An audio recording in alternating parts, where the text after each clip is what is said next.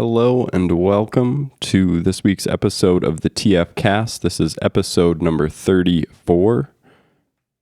Today with us we have Amber Rahe, a artist, educator, and most recently the winner of the Best in Show at the 410 Juried Art Show. Amber, tell us a little bit about yourself, introduce your work to the audience and people who might not be familiar with it. Okay. Hi. I'm a painter, artist, living in Mankato for, I don't even know how many years now, a long time. I currently just work out of my home. I have a really nice studio in my basement, working on my own work and commissions when they come in. Occasionally I teach, not so much right now during the pandemic, but that's hopefully gonna come back pretty soon. Mm-hmm. And just this, to cover it right away, this recent, why we were introduced to your work was there was a juried show at the 410 Project, and your piece was selected as, what was it, the Best in Show. Best in Show. I believe it was called the Fly on Fly.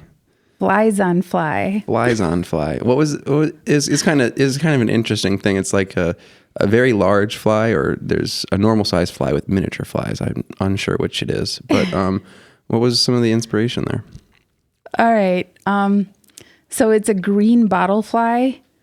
Green bottle flies feed on garbage.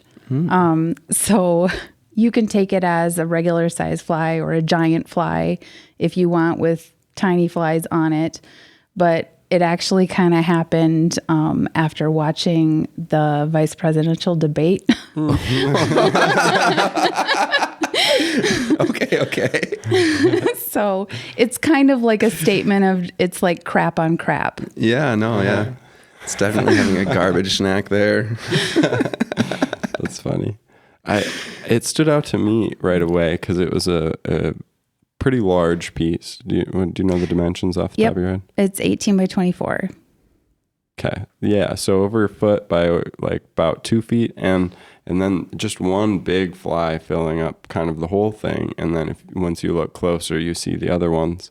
I really like macro photography, so it was like immediately cool to see. I don't know if you do you know where I'm drawing that connection, like with the macro photography? Are you inspired by that at all, or is it just kind of coincidental that it hits that? Nope, you've got it. Okay. I mean, I look at a lot of macro photography for like references for my current stuff that I work with, because I guess I can kind of go into how these paintings kind of came about at this point in time. That would make sense.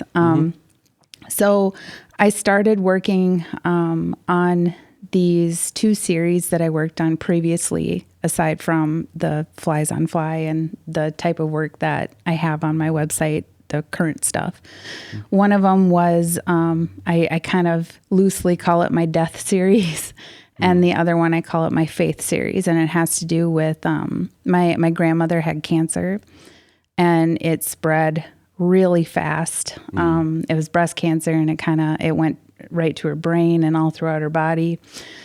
And watching her die for 3 years, I kind of cataloged what was happening to her. I made her into a character that was like a bird, because bird usually represents spirit in most people's minds, or freedom kind of. And the bird in the series kind of slowly like loses color, wears like hospital masks. There's like family members gathered around in one kind of situation. But then after that happened, while I was watching her die, I was kind of paying attention to my family members and what they looked like while she was passing away. And there was this kind of moment that everybody kind of had when doctors would say something like, they'd give you a little bit of hope with like a new medication or something.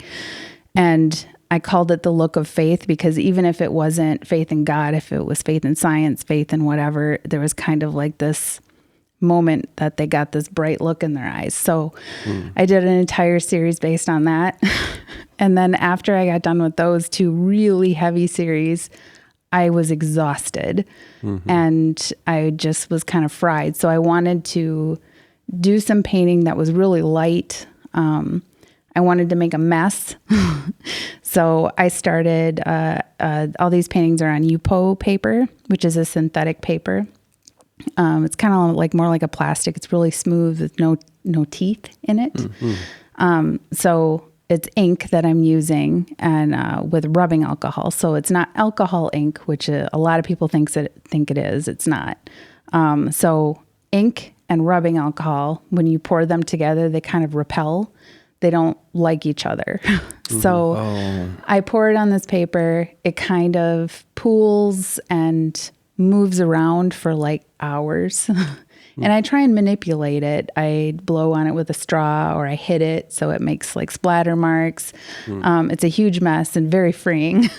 And then I'm also extremely compulsive, I guess. And I like a lot of detail. So once I had these like mess of inks kind of laid out on the paper, I started to kind of think about what lives there. So whether it be a bird or some sort of animal, a flower, usually stuff from nature because it's kind of calming and peaceful for me or people in general. So it's kind of similar to like the process of like when you're a kid and you're looking at the clouds and you're trying to find shapes in the clouds. So it's a really, it's not a real deep process. But I still research everything I put in there, along with finding references to look at, which is the macro photography. Does that make sense? This paper you're talking about, it can maintain water for that long? Is it like almost like photo paper or something? Kind where of. it just doesn't, how does it dry on there if it's so hydrophobic? Well, it does eventually kind of absorb. So you can't like, some inks that I use, you can actually like scratch them back off, like with some sort of sharp X-Acto knife or blade or something. But it still will stain. So it never really comes off completely. I think it's meant to be used more for like watercolor. So it does absorb, but it feels like plastic. It's interesting. It's the coolest paper that's come out in a long time. I've been using it for a while. So I would have never imagined like just papers coming out, like a brand new, as a person who doesn't like use a lot of different papers. Was it newly created? Do you know? As if it's a new, or is it new to you? I found out about it in grad school. Okay. So let's see, probably about 2010. And that was the first time I had ever heard of it. And it was really hard to find. Like you couldn't find it in just a normal art store. You had to order it from a special place. I think there's a good number of things like colors too. Like they make colors that weren't previously available, and some of them are kind of hard to get your hands on. Yeah. There's a new blue that just came out. I forget what it's called. I've heard of that. Yeah. I haven't used it. It's interesting. There's a whole thing about how like the perception of blue and like when blue and when purple came from blue in society. I wish I could explain it, but basically we didn't even have some of these colors in our perception until later on. They weren't even mentioned in literature until the past, many hundreds of years, but we just didn't have the ability to make them, and they never discerned between it until certain point. Maybe you know what I'm talking about. You know what I'm talking about? Yep. I don't know exactly when purple came about, but I know a couple little facts. Like there's a specific color of blue that was called the sacred blue. It was used, I think it was outlawed. I don't remember the year or the time period, but it was outlawed by the church to have anybody else use it because it was saved only for the Virgin Mary. Oh, and I can imagine exactly what that looks like now. Yep. Yeah, it's like on a robe, kind of. Yeah. Yeah. Interesting. Well, and here we are creating new colors of blue. So that's neat.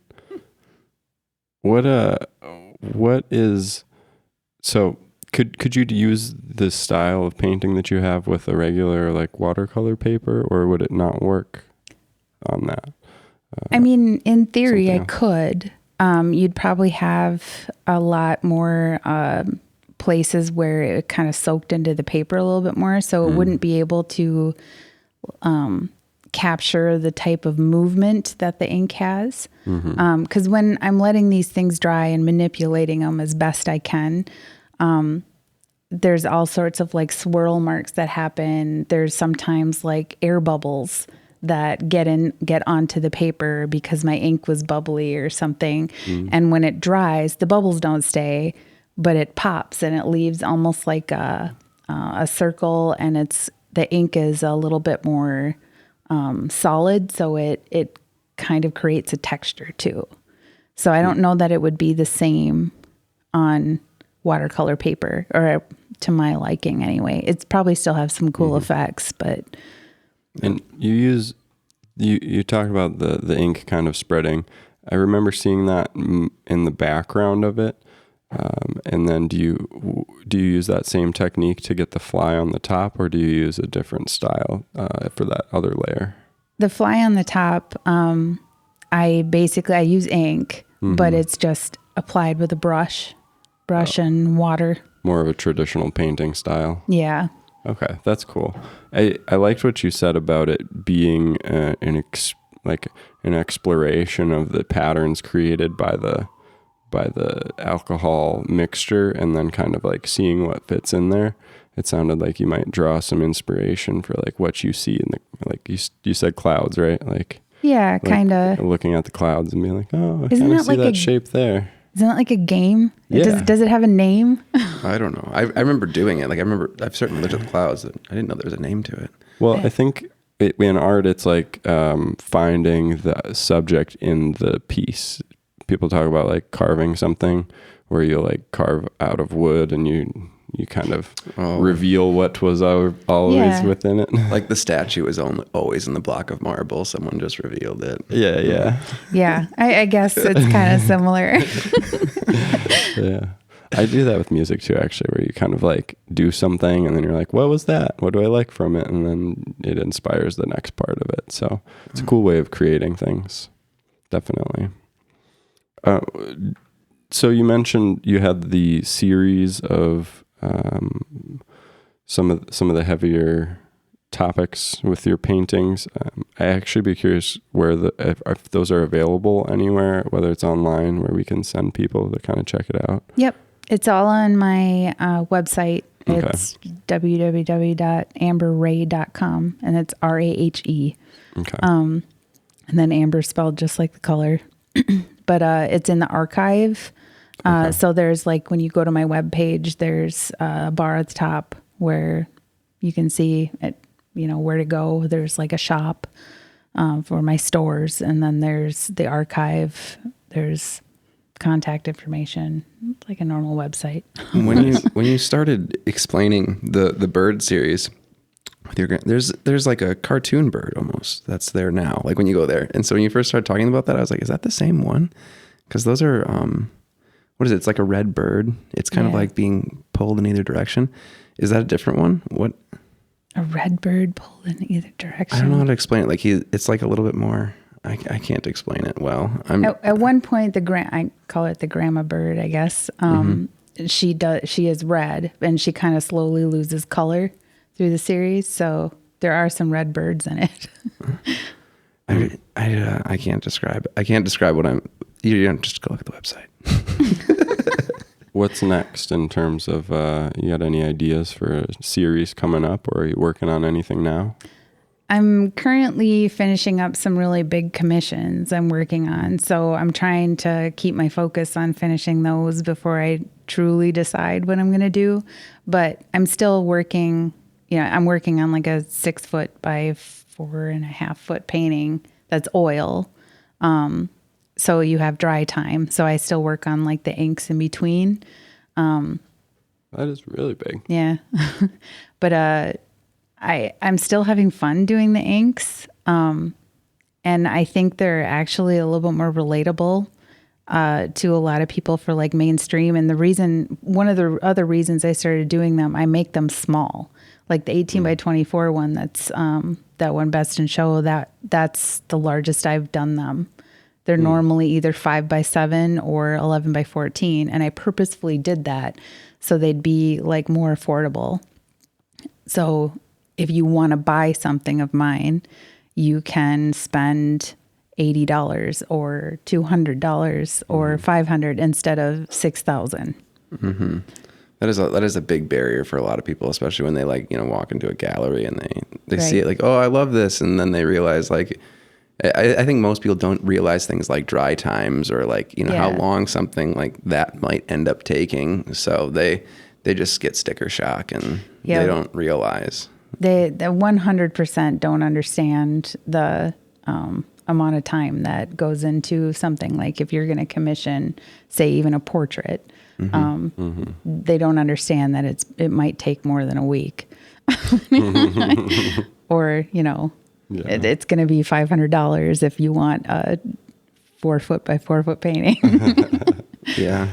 That's just a big painting. I would need to think about where that would go in the first place, Right. So, and a lot of times when you see really cool art, it's a little bit of a challenge to like think it's like, well, that's huge and awesome, but it's also like a big statement kind of. So, and I think that's why you end up with a lot of kind of like stuff that matches the paint in houses. Yeah.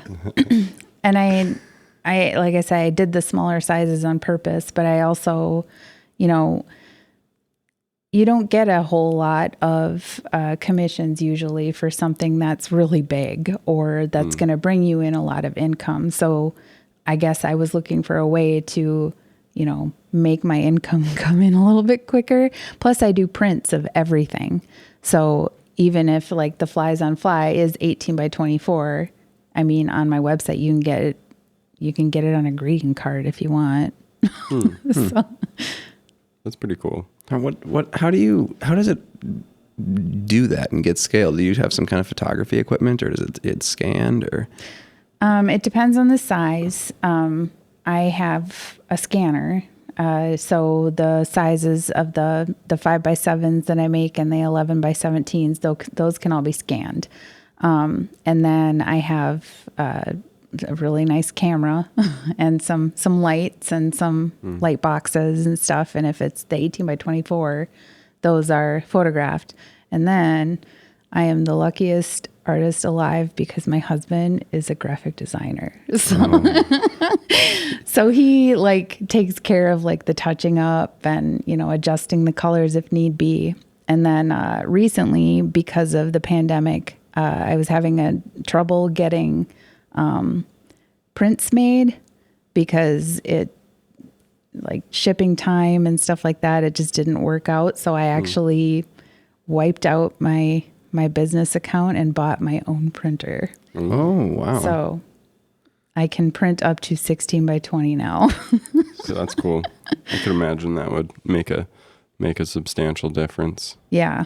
Well, speaking of pandemic stuff, maybe we should talk about the makers market. Like, it's kind of a neat thing that you're going to be participating in here soon. Just, I don't know, like give us the same rundown you did before about like what the makers market's all about. So the Maker Space has always done these makers fairs or makers markets multiple times a year usually. So essentially you sign up to get a booth and you display your stuff and you can sell whatever you want there. And it's a little bit of a fee for me, but it doesn't cost anything for anybody to go. And with the pandemic, they had to stop doing everything because you couldn't in their space. You couldn't gather that many people. It was just impossible. Yeah. So they decided, since it was the winter, they were going to do a virtual one. And I participated in the first one they ran, and it worked out. I can't even believe how nicely and smoothly it worked. I kind of went into it real, like, not too sure about it. And I even said that. I was like, I don't know, I guess I'll try it. But they essentially, it's like a Zoom call or a Zoom meeting, and there's an invite So you can go to like Facebook or I'm assuming the Makerspace like website has some sort of link on it that you can go to, and you sign up to go. It doesn't cost you anything. It's essentially, you just click on something and say, yes, I want to go to that. And then once the day arrives, which is March 21st from 12 to 4 is the next one. Once that arrives, you can actually just go to it, click on your invite or your ticket, and you can go to any room. So it's like a private room that, like, say I would be in. Like every artist has their private room. And you can go to whichever room you want. You can kind of go in and out of them. You can talk with the artist. You can ask them questions, and you can purchase anything you want. Usually they offered a couple different options last time on how you would pick them up. The Makerspace actually did something where, like, say you wanted to buy a print, instead of me just dropping it off at your house, which was an option also, you could actually pick it up at the Makerspace, during certain times, or you could just order off the website if the artist had a website. Mm-hmm. I think that's a really nice concept, because I think sometimes people are just like afraid of artists, like you don't know when the appropriate time to bring up the work is, or it's not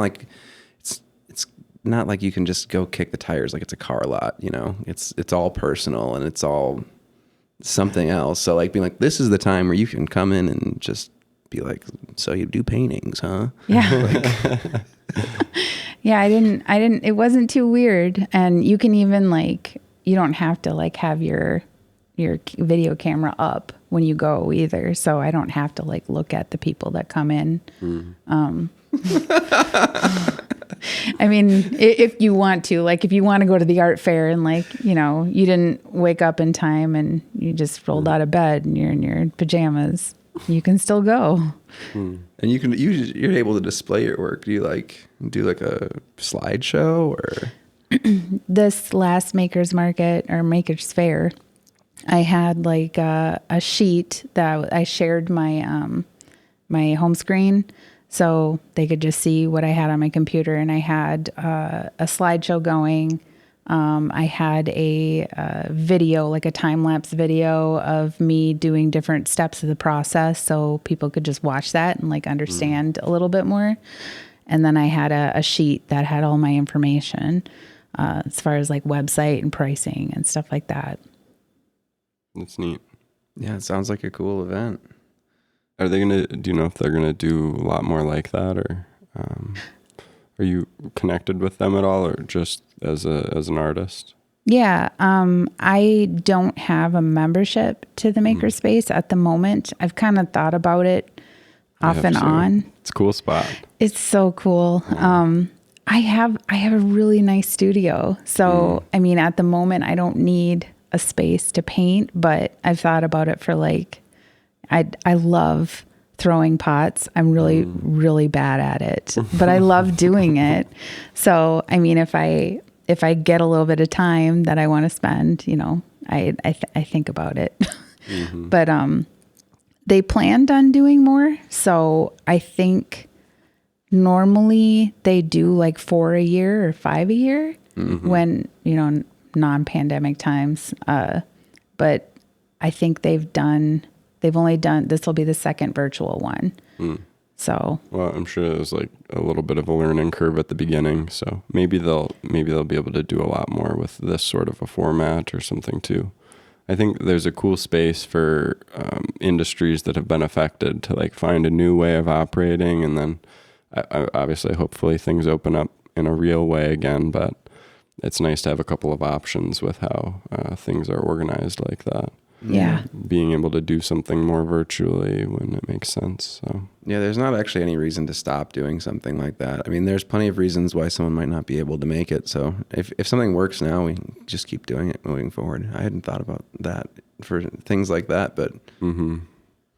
Yeah, maybe it is useful to have an element of an online experience, or, the first 20 minutes while people are showing up, you kind of do an online segment, or I guess I don't know about the tech infrastructure they had to put in for that, but... They had 2 tech people, because before the first one that they held, there was like 3 meetings that like virtual Zoom meetings that they had us practice, like setting up our rooms and kind of teaching everybody about like what they were supposed to do. And honestly, they really didn't have any bugs. It That's awesome. it went like so smooth. That's cool. Yeah, I know. I shouldn't be so surprised. I feel bad. Yeah, no, I thought you were gonna Makerspace people, I'm sorry. I was just really surprised. The way you got quiet, I thought you were going to reveal something horrible or something. But it's like, oh, everything went perfect. No, it did. I was involved. I won't name this one, but I was involved in another one that was supposed to be virtual, and it was horrible. So I kind of went into the Makerspace one thinking, oh, is this going to be another one of those? But it was not at all. Well, it's certainly a challenging format, adapting something designed for people to be in a space and interact with it, and then trying to... I think a lot of visual artists just have a difficult time with that in general. I don't like the work doesn't come through the same way online. Right. Like that's just kind of obvious, but so adapting to that, like forcing people, because we're more online than we ever have been. Like that's just something that people need to come to terms with. So like if the pandemic pushes people in that direction, I think it's a good thing anyways, because we need to be there. I mean, and support one another online, because that's just where things are anyways. Yeah. I don't know. You meet a lot of artists who are kind of like, I don't know. I don't want to say like a little bit like secretive, or like they're just like very selective about how they show their work. And you know, that might be the good thing, but sometimes it's, I think it's just because there's just so much of a barrier from how they want it to be there and to the other thing online, you know? That's a bad way of explaining that. Maybe part of the artist's creative process is like how it's shown, and so doing it digitally offers some other challenges. I can speak to that a little bit. Like, you know, I talked about the ink pouring process and how it leaves a little bit of a texture. No matter what you do digitally, you're not going to see that. So there's always just a little bit of disappointment. Like when you don't see it in person, you miss out on a couple different levels. But I'm the artist. I'm probably the only one who notices that. Well, I don't think that's true. It's about how some people will, like the art aficionados. But like the same thing could be said about a musician who's like, oh, like I don't want anyone to listen to my music if they're going to listen to it on their phone speaker. You know, like how could they possibly appreciate my work? And people do. You know, like you don't get to decide how people appreciate what you make. Well, you'll like this. I'm not a musician. I don't know anything about music. My husband is a musician. So he talks about this stuff all the time, but he calls me like an audio snob because I refuse to listen to any new music he's showing me on my phone or anything other than like our Bose surround sound system or headphones. That's good listening habits, sounds like. I mean, it is. It is like kind of like... like I am always like horrified to like show someone, and then, you know, they open up their laptop or whatever. And it's like, I mean, okay, fine. Like I don't get to pick, but like it's obviously going to sound bad. It always sounds bad It's through the tinny. other thing. Yeah. I feel very similarly to you. I went on kind of my own audio journey because I thought that things don't sound right. Like, you know, you get like the little, you know, Magnavox box, the circle thing. You know what I'm talking about? It's like the boom box with the CD player. It's like a boom box. Yeah, like a boom box. Like it's terrible in every way. And like the instruments don't sound like what they are. It's confusing to listen to. Yeah. Because it just sounds like something else. And I feel like phones went through a long journey. Now it's starting to sound good, but it was a long time before it I disagree. got there. I think they all sound like crap through a phone. Yeah, but I mean, like, do you remember phones in like 2004? Yeah. Like it was... They're getting better every release. I even like, you know, this phone compared to one a couple years newer, it's like significantly different, and you're like, it's still missing a lot.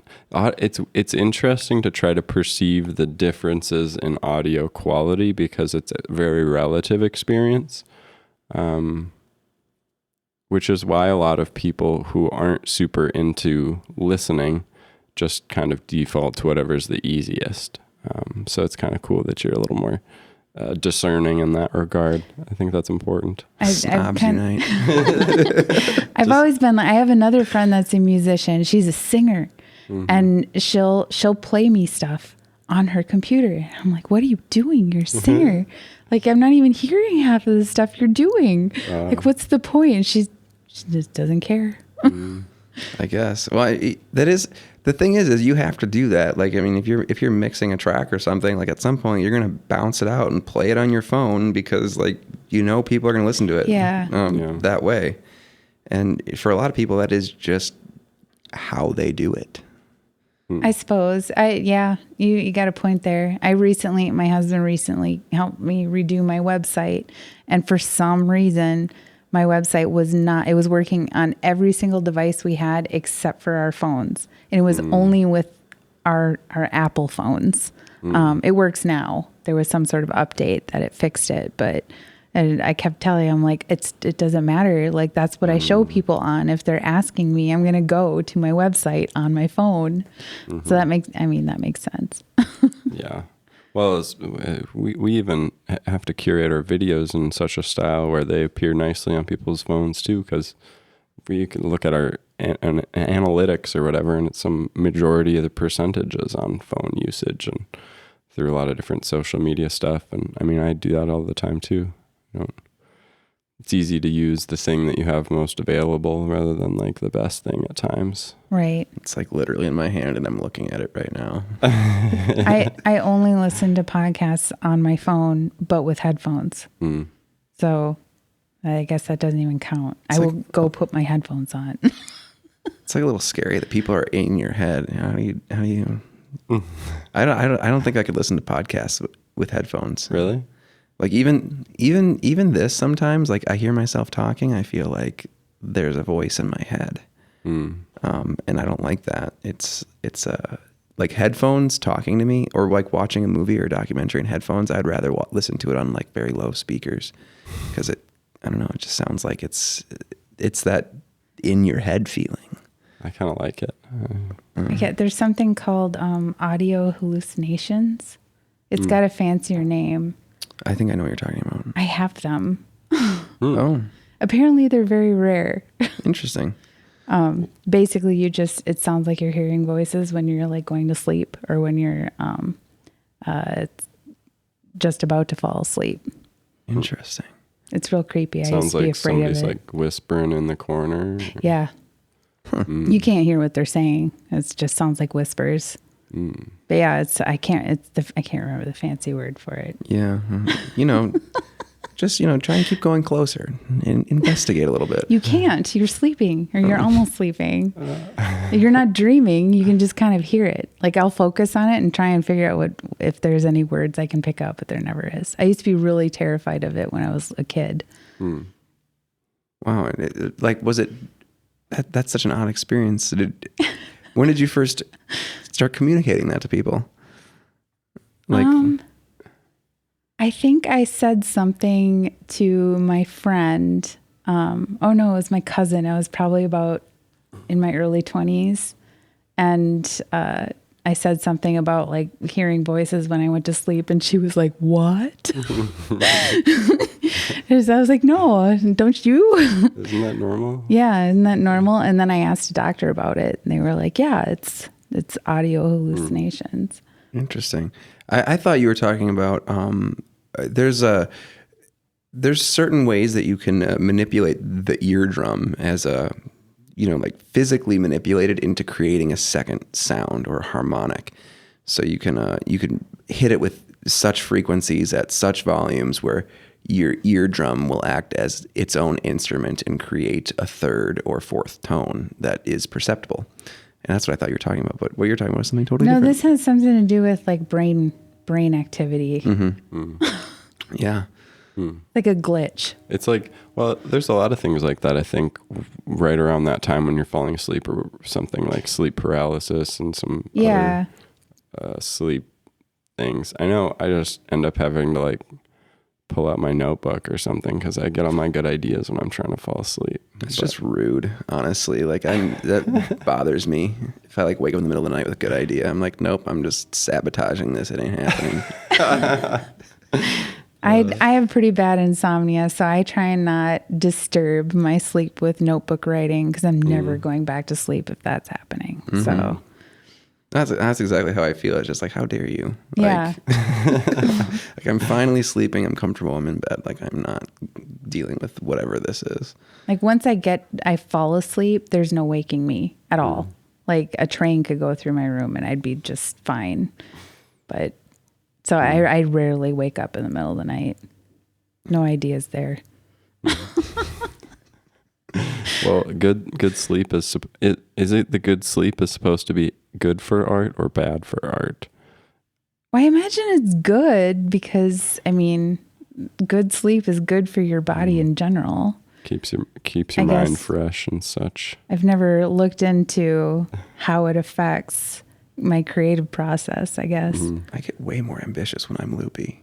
I mean, like there might be some other inputs there, but like, I feel like when I'm slightly inhibited, if like I'm super tired or something, like I'll be coming up with all kinds of ideas. Probably because I'm not as critical of myself. But that's a great idea. I guess I've never thought about like sleep deprived creative process, but I do know like, I mean, gotten a little tipsy and painted, and that's always fun.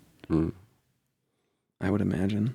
I find sometimes when I'm sleepy, I get creative, but not in a way that I can like capture well. So it usually has like diminishing returns pretty quickly. But I think it's because it's so like it's going away, so it's like easy to kind of like knowing there's a time limit on the activity makes it better. Whereas like kind of like your normal day-to-day brain is just kind of pretty predictable. Plot it out, it's all work. I'll have to pay attention next time I don't sleep. But I would never like get out of bed and like try painting if I can't sleep. That would just be then I'm up for a full like 20 hours and it's not going to happen. That sounds awful. I feel like the process of finishing a painting could easily like push into that territory anyways of like wanting it to get done, and those processes of drying. How long does it take an oil painting to like in between a layer? Do you have to wait? It just depends on how thick the paint is. The one I'm currently working on is specifically asked for thicker paint. So that I usually give it about a week and then kind of test it. And it depends, like some of the different colors that I use have longer dry times depending on the amount of oil or the type of oil that's in the paint. They want it thicker on account of like, they want some kind of like texture that's added. So it's, I mean, that's another one of those things that you would never be able to see that on the internet. I mean, it's basically like some kind of relief, or is relief the right word? That works. Yeah. But oh man, that's crazy. Yeah. And I've never actually had anybody request that before. So, I mean, it's a little bit new for me with that amount of texture because my paintings are usually pretty thin. I don't use a lot of paint. And this is like how much texture are you talking about? We're talking about like something like raised 1/4 inch or something. In some places, maybe. It's pretty thick. I'm still I'm kind of in the medium stage where I'm kind of just laying down colors to like map out where like shadows and highlights and stuff are. So that not a lot of places on it have texture, but they've expressed their desire for texture. So I will build that up eventually. Do you like the challenge of taking someone's kind of like loosely put together? I imagine sometimes people are very explicit with what they want, but Yep. Do you like fielding those requests and then letting that influence your artwork? Yes. The weirder the request, the better. That's interesting. I think it's more challenging. So, or if it's something that I've never done before that I have to figure out, like I do a lot of weird commissions. Like I recently did a statue restoration. It was a statue of St. Joseph. So that was interesting. I do wood burning. I do some wood carving. I had a hand injury, so I kind of stopped doing that for a while. But I do all sorts of weird stuff. So yeah, the weirder the request, the better. Yeah, we just been talking about the painting the whole time. I didn't know you're such a multimedia artist. I don't know that I would call myself, I've been called that by other people, but I think I don't like to limit myself in, I'm only going to use oil paint.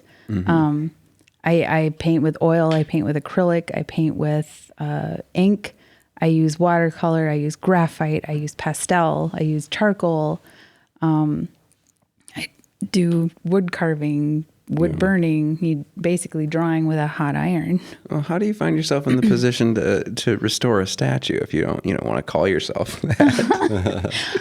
I've done it a couple of times. I come from a fairly religious background. I grew up Catholic, so a lot of my family members, including my grandma, had a lot of statues. And my grandma had an actually quite beautiful statue of the Virgin Mary in her garden area in her yard. And every year, like clockwork, it would get stolen on Halloween and beheaded. So about once a year, I'd have to put the head back on Mary and patch it back up and repaint it. Well, it pays to have an artist in the family, I guess. She was an artist too. She did statue restoration for the church. So I think it was just she was kind of done with it at that point, and I could do it, so she just had me do it. That's so weird. It's weird that someone would behead a statue. Like, I understand stealing a statue and putting it somewhere else, but do they like paint blood on it or something? Nope. I think the last time I fixed the statue of Mary of my grandma's, it was found in a dumpster by the Lutheran church.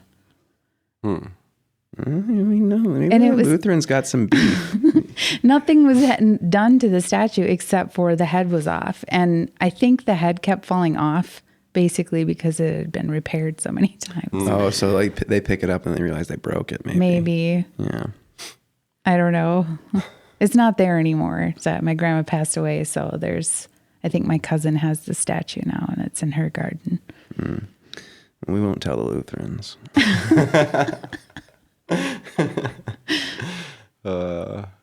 Well, maybe that's a good place to wrap it up.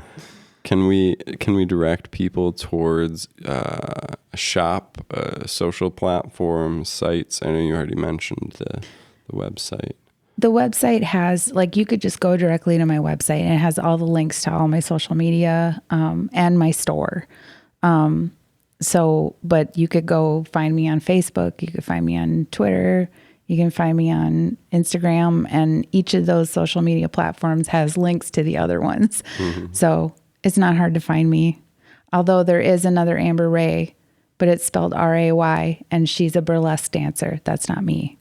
Worth checking out, but not you. The picture on her website, it's a little bit shadowy and she has long dark hair. So I have had people ask me if that was me. It's not me. Okay. Well, we'll send people over there and support your local artists. Check out the shop. And the Makerspace thing, Makerspace. March 21st, 1 to 4. 12 to 4. 12 to 4, March 21st. Oh, and don't forget about the 410 project. Yeah, The show is up until March 7th. And the juried shows are like the best. They hang at salon style. There's, I think, 100 and some pieces down It's there. 117. 117, yeah. Yeah, Dana asked me to guess how many were in it. I was like, oh no, 7. She's like, it's the juried show, you idiot. It's always over 100, but they're my favorite because there's so many. The show is so varied, and there's so many different things to look at. So check out the juried show at 410. Yeah. Or is it?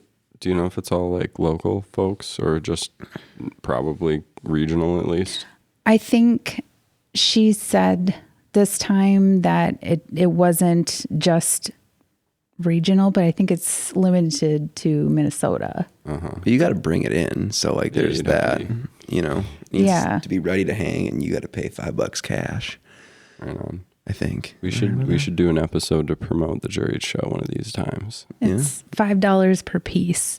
And they do have the juried show every year, but they also have the Halloween one. And that's a juried show also, I believe. Mm-hmm. Cool.